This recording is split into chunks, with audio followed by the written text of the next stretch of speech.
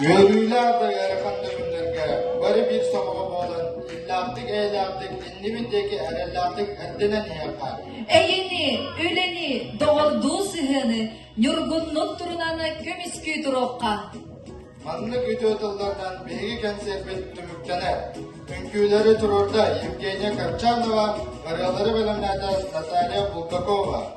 Kenseri ilen sağlan ıttıbık, Lidia Moskvitina, Artur Fyodorov, Volgon Tomotihin, Mahtal.